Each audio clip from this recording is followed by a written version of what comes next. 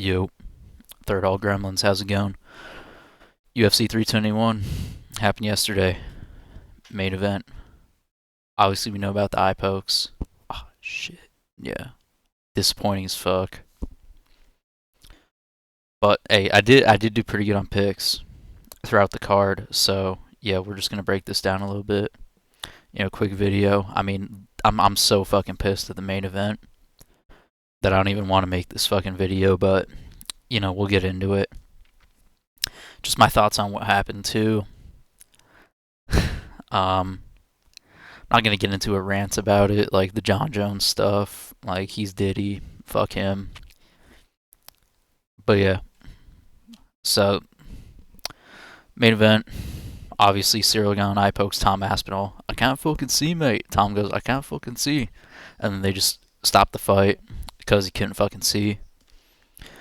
Dirty French piece of shit, scum, getting a gift of a title shot to begin with.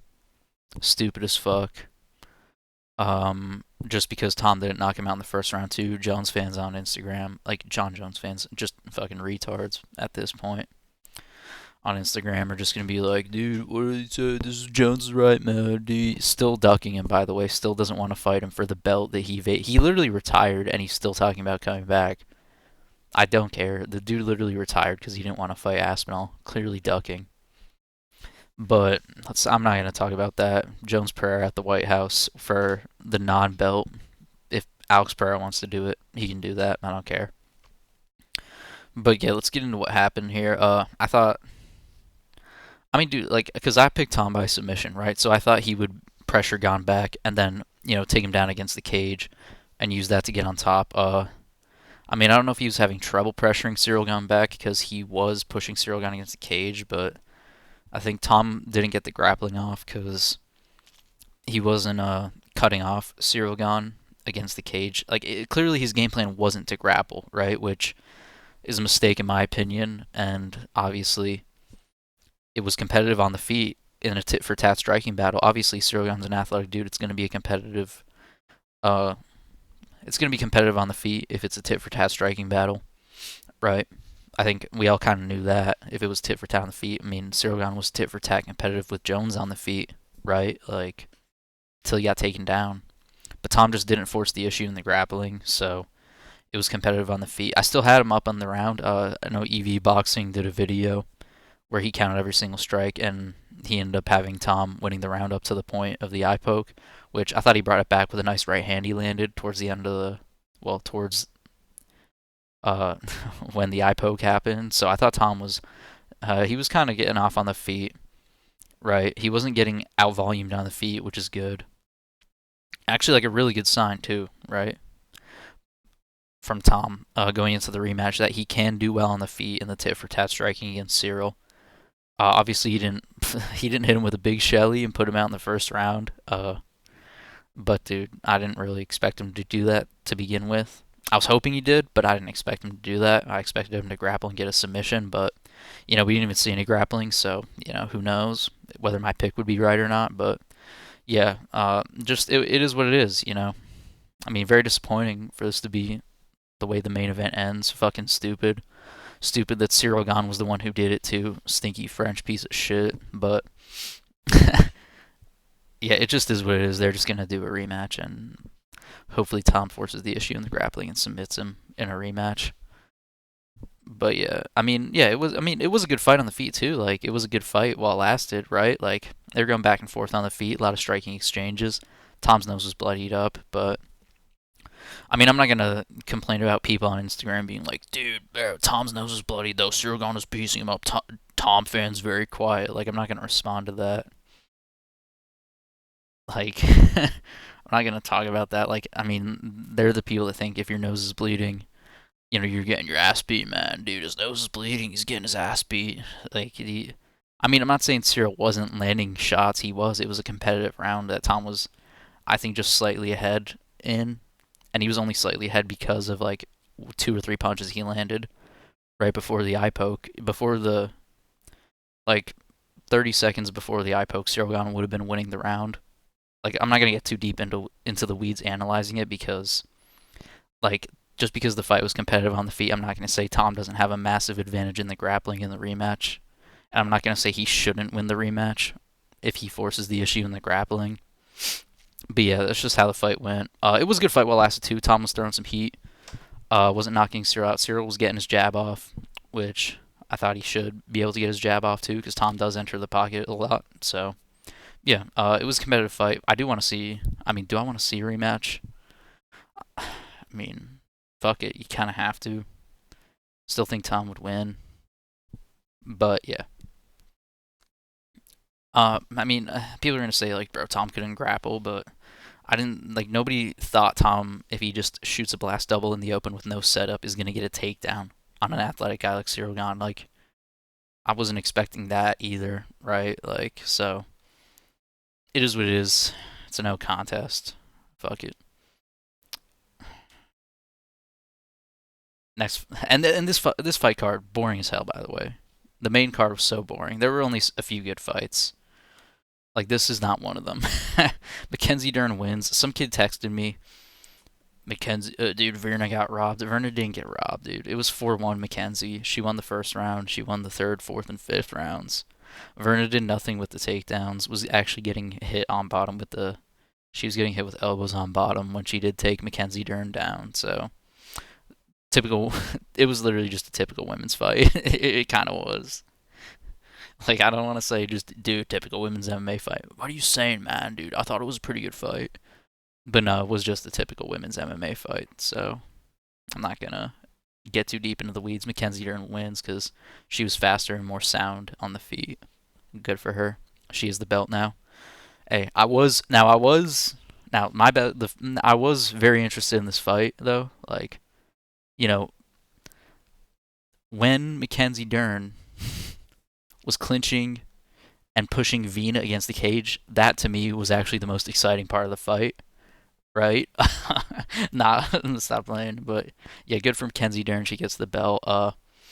We have a slightly attractive female champion, so that's good for the sport. I guess.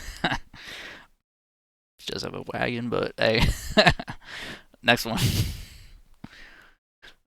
Umar versus Mario. Got this pick right, obviously, and I got the Vina pick wrong. I picked Vina to win, but Mackenzie was clearly just faster on the feet and landing more powerful strikes, and Vina's defense was bad. So whatever. I thought Vina would force the issue in the grappling. I thought Vina would do more with the takedowns. That's why I picked her, but it is what it is. But I got this pick right. Umar by decision. Went exactly how I thought it would. Umar taking Mario down, flicking his kicks out at range, flicking straight left hand out at range when he is in the striking, forcing the issue with the fence wrestling, taking Mario Bautista's back, out scrambling him, winning in the grappling. Mario did knock Umar down in the second round. He like threw a kick that landed with the knee. You see that happens a lot when guys are shooting a takedown. When another guy throws a kick and it ends up like landing, their knee ends up landing on someone's chin.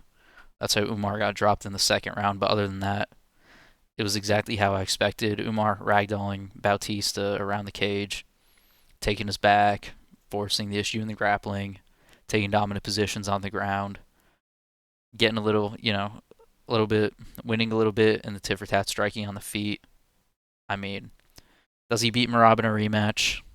No, because if you wanna, because the way these Dagestanis they win is that they get so ahead in the grappling that like the guys like they're fighting feel like they have to rush in the striking.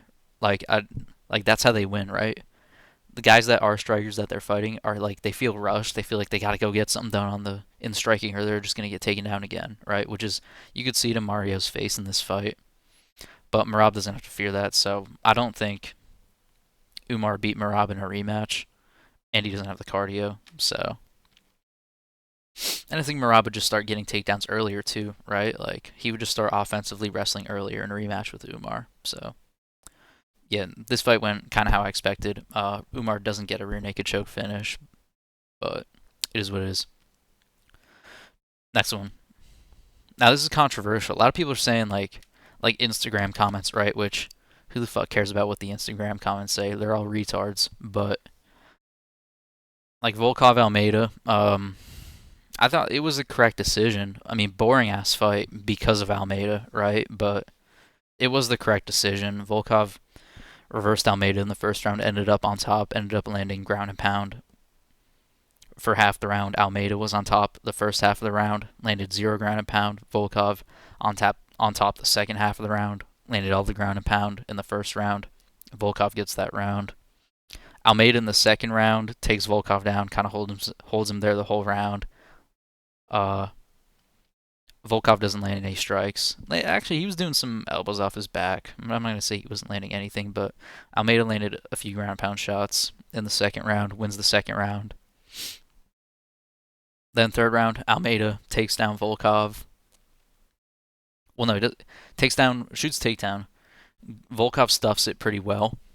Reverses him, gets up, clinches him against the cage, lands like 8 knees and an elbow when he has Almeida pressed against the cage. So, like, this is how I'm breaking down the scoring. All right, like Volkov's already ahead in the striking exchanges with the strikes, right, with the impactful shots that score.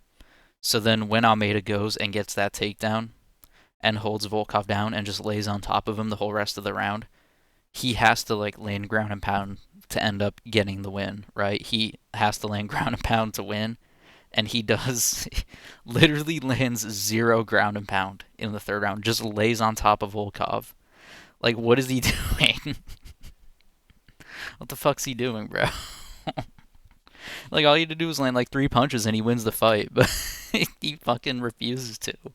Retard. Get him out of the sport, bro. This is so fucking stupid that you lose like that.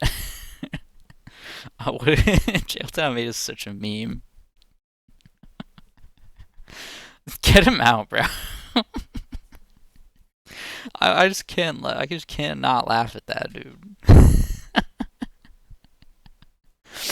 I'm like losing a fight because you just don't land any punches and just lay on top of the dude on the ground. And Volkov, dude, honestly, like even without Volkov reversing the first takedown and landing the knees on Almeida in the first minute of the third round, Volkov could still win the round too, because he landed some nice elbows from his knee shield on bottom position, dude. He could still win aside from landing the knees. So yeah, Volkov wins the decision. I got that pick right. I was sweeping, man. Like, I did pretty good on picks here. Like, when I say I'm the best predictor on YouTube, I'm not fucking lying. All right, this doesn't count. This, I mean, whatever. It's a women's MMA doesn't count for predictions, right? Like, so, we just cross that one off the list. This I got right. This I got right. This I also got right. Coming into this see now I'm actually talking about fights that are exciting, right? Coming into this fight, people are saying, "Dude, man, Rakic is just too big, man. The size difference is too big. He's too technical, man." No, dude. Azamat throws bombs. Like what I say. Let me be clear. Let me be clear. We did not know Rakic's chin was in the area of the drone strike. Like, dude, Rakic's chin got bombed by Azamat. He throws bombs, sleeps Rakic with a fucking power jab in the first round. Rakic was having, like, that's what I mean. Rakic was having trouble with the southpaw stance, and Azamat finds one shot, puts Rakic out because he's chinny, and he gets it done. Who do I want to see Azamat fight next? Honestly, like, I don't know. Should we do Azamat versus Olberg? Or do we give Olberg the shot? Well, if Pereira is going to move up, right? If Alex Pereira moves up, I want to see Yuri versus Olberg for the belt. And then we could do Dagestani on Dagestani. Azamat versus Ankalaev. I like that. I think Azamat would beat Ankalaev, by the way. I think he'd chin him. That's my hot take. But yeah, good for Azamat, man. Got that one right in picks, man. I told you, my picks are fire, bro. My models were right. And the Volkov decision, my models, my betting team, like, you guys don't understand how much money my betting team made yesterday.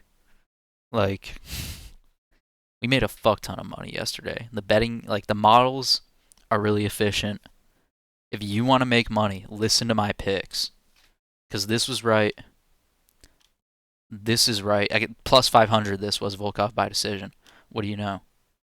This, Azamat by knockout. Got that one right. Oh, dude, what? So yeah. But let's talk about some prelims. The prelims were more exciting than the main card. Quillen, hey, fucking Quillen, mate. I picked Quillen to win too. Got that one right. Hey man, listen. My picks are too right, man. Quillen is faking a bunch of takedowns, making Nazareth respect the takedowns, throwing front kicks to the body to set up the head kick. Just fucking sends a head kick at him, mate. And fucking kills Nazareth Akbarast, bro. Kills him, dude. He died. Fucking brutal shit from Quillen. Brutal stuff. Nastiest head kick, maybe KO of the year. Quillen's a problem, dude. He's huge for the division too. He's like 6'1" and built at lightweight. So powerful. Got good wrestling, got good grappling.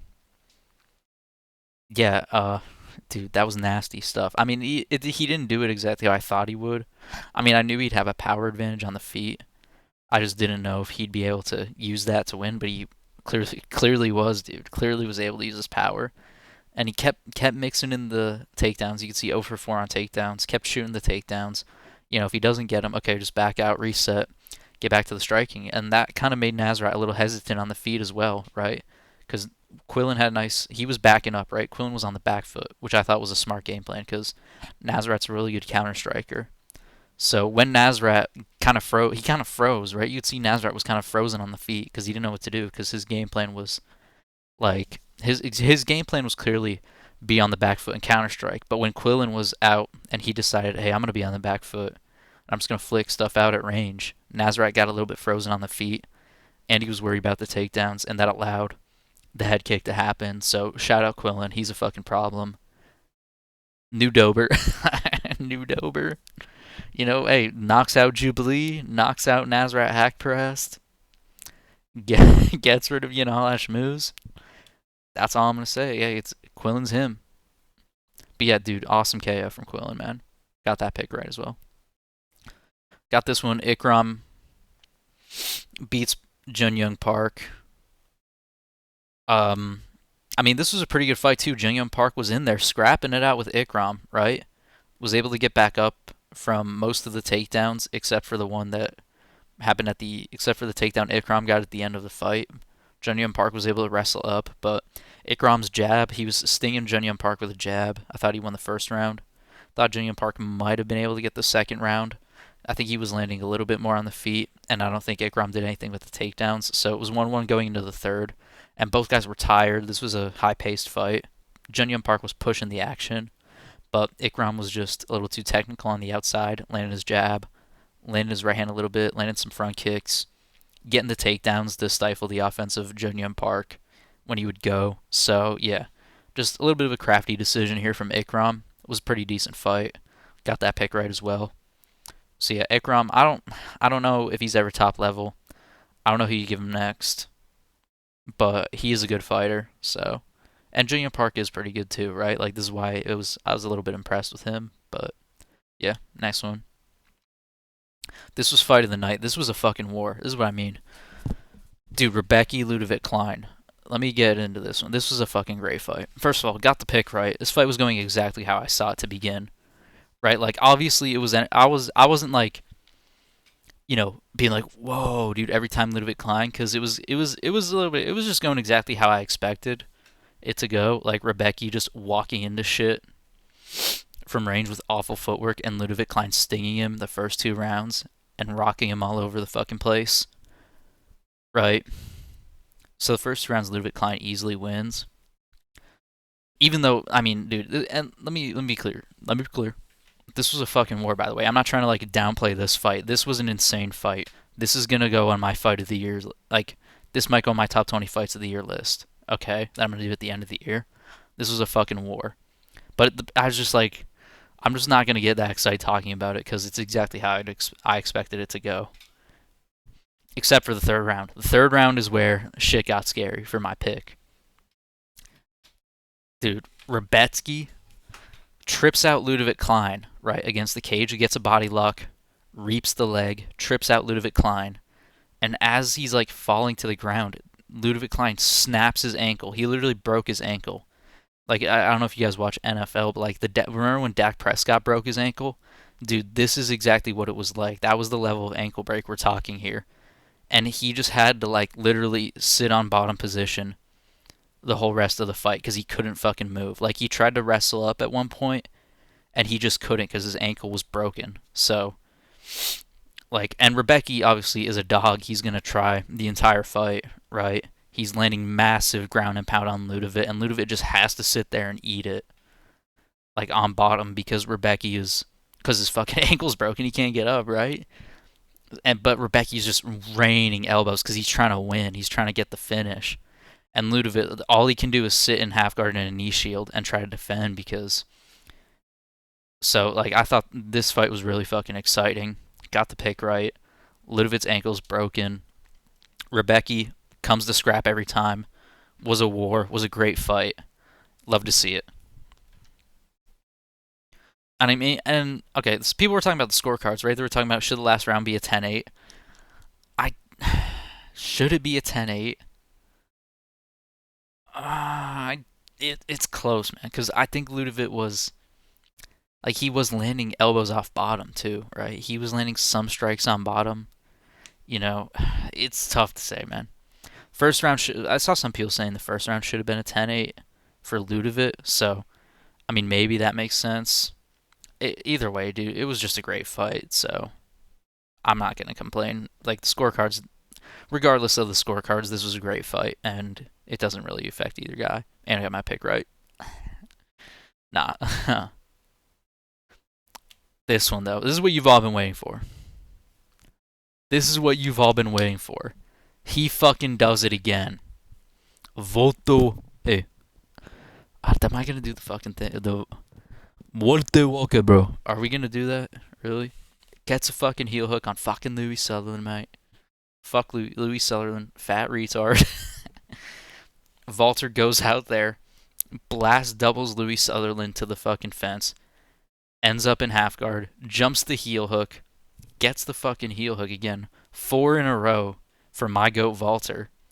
Favorite fighter in the UFC almost. Do I move him above Dricus on the top 40 list? Maybe he moves above Dricus for that call out, dude. Because, dude, I'm telling you, this guy is awesome. He's one of my favorite fighters. Like, like, dude, he's him. I don't know what to say. Valter's him.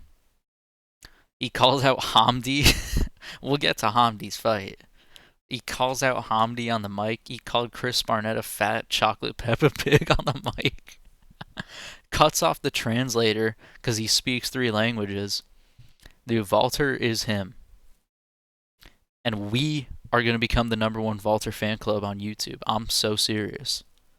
This is going to become Valter's channel. I want a Valter interview, man. Can we make that happen?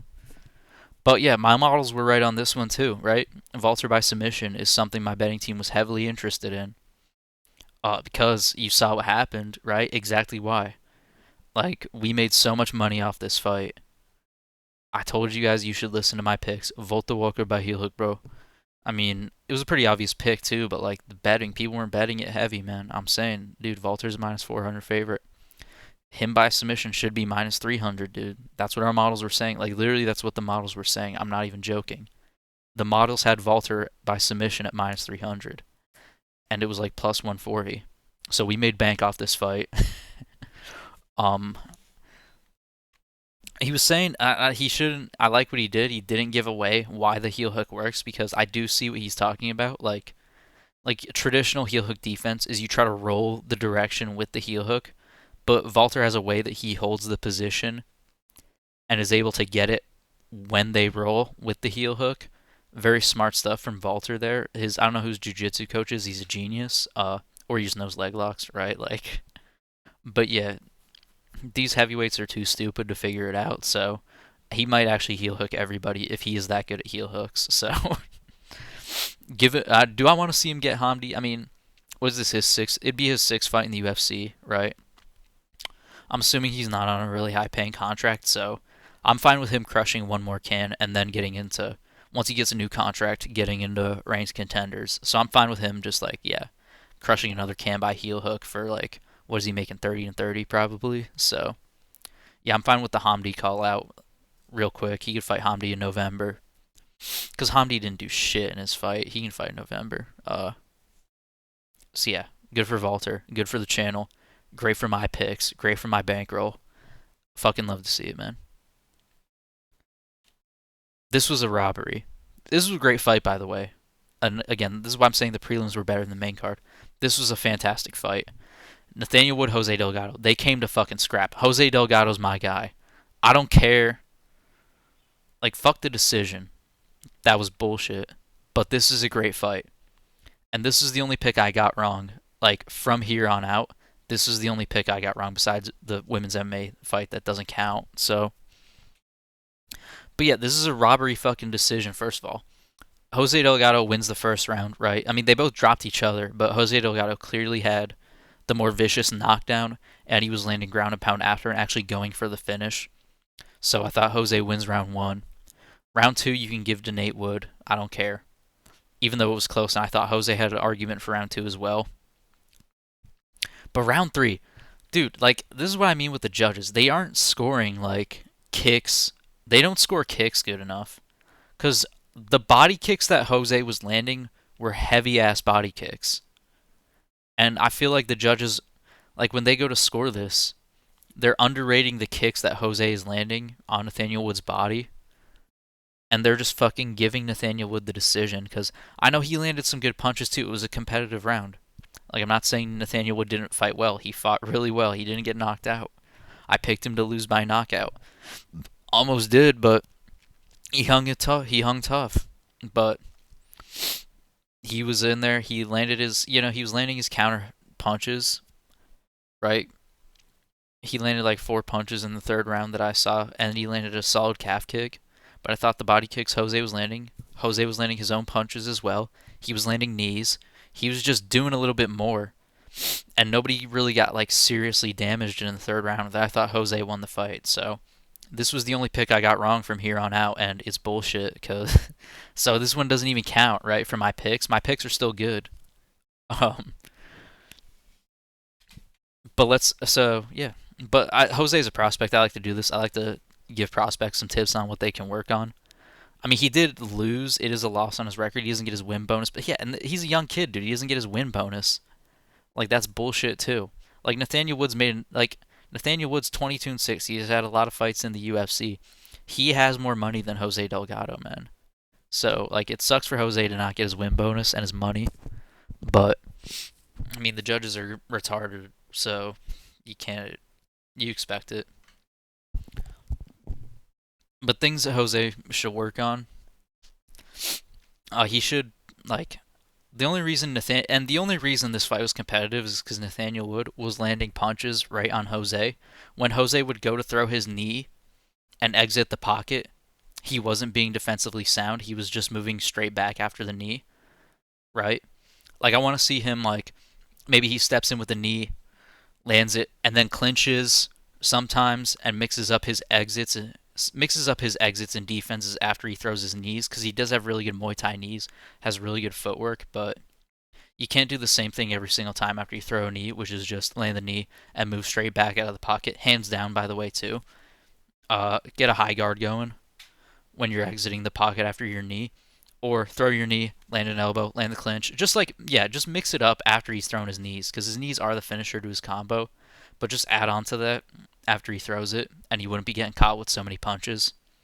The kicks and his punches weren't really landing. Like, he was out of range with the right hand a lot in the second round. I started to notice he wasn't landing with as much. Well, he wasn't landing it at all, and that also played into part of why he didn't get the finish, because he stopped being able to land his punches later on in the fight.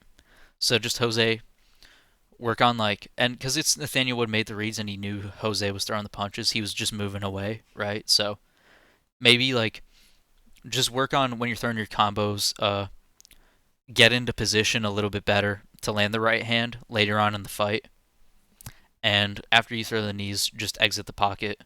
Mix up how you exit after you throw the knee, or mix up what you do after you throw the knees as well when you finish your combos. But other than that, Jose Delgado is a great prospect. I'm not worried about him.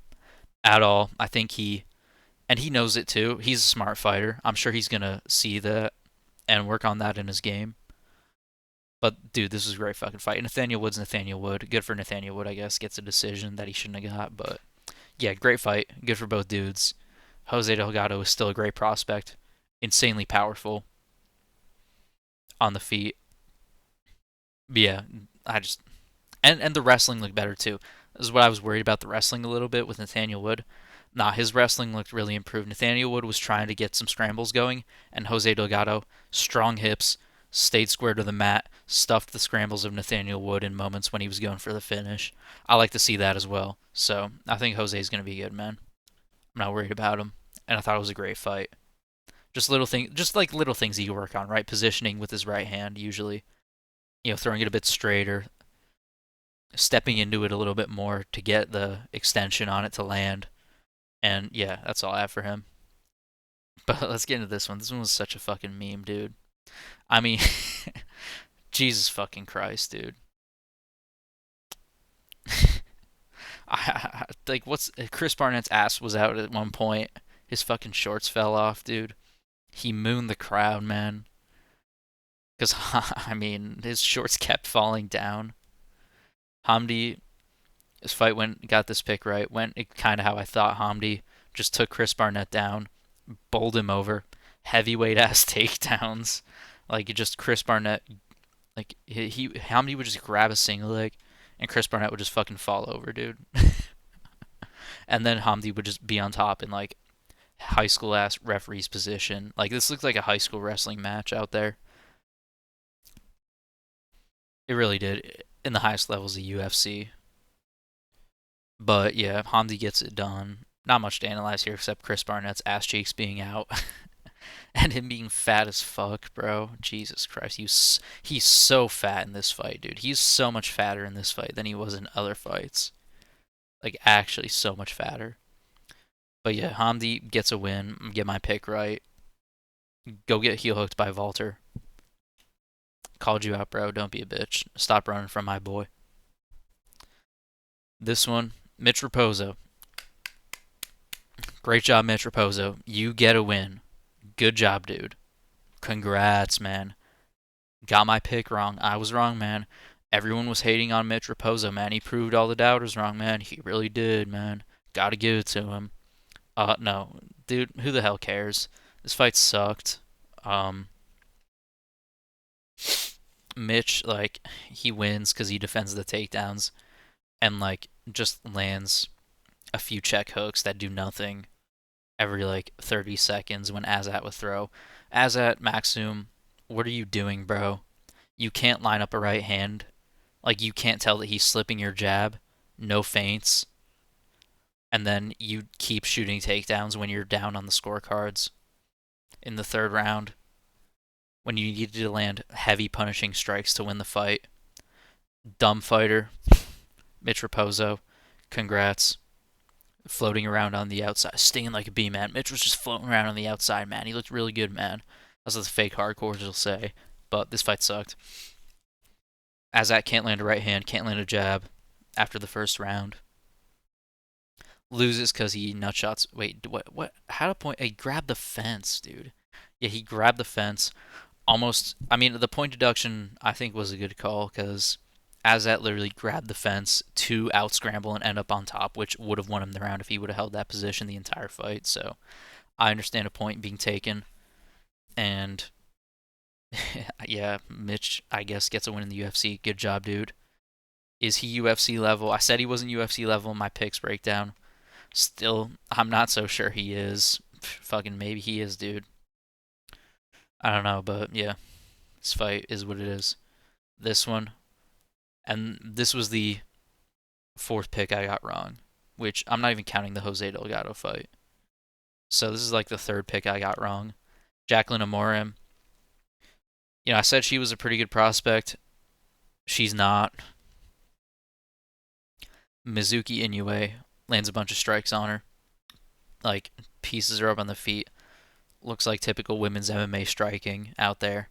Jacqueline Amorim, it's tough because you would think, right, that the person who is a prospect who has solid grappling like Jacqueline Amorm would be able to grapple. I mean, I didn't even watch the third round, so I'm seeing the stats here, takedowns. Like, I watched the first round, I was like, Jacqueline's gonna lose. I don't care. I don't even know what the hell happened in this fight, man. But I thought Jacqueline Moore could get a submission. Apparently, she doesn't. Apparently, she just gets pieced up on the feet. But yeah, I didn't really watch that fight, dude. So I don't really care. Women's MMA fights don't count against my picks. So, but yeah, for the first card I did picks for, mate. 1, 2, 3. 1, 2, 3. Doesn't count. 4, 5, 6, 7, 8. Should be 9. I'll admit I was wrong on this one, dude. So yeah, like just if you're betting my picks and if you want my bets were correct, right? Like Volkov by decision, I said had value. Valter by submission, I said had value. Ludovic maybe by decision, I said maybe in my picks video, don't know. Yeah, as I was minus 400 here, so whatever, dude.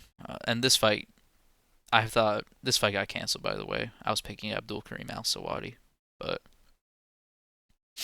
I thought Jacqueline Amore would get a submission too. Don't bet women's MMA. That's your fault if you did.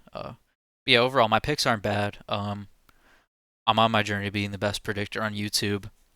I think I did the best on. Did I do the best on picks on this card of like any fight of like any YouTubers like out of fights people care about, right? Like if you don't care about the women's MMA fights, which I really don't. Like I had the best picks. Like this was the only one I really got wrong. So yeah, I mean I'm doing pretty good on picks. Listen to me. Thank you guys for watching the video. That's my breakdown of the card. I can't fucking see, mate. Dude, this was so fucking disappointing. I hated this so much. Just run it back quick.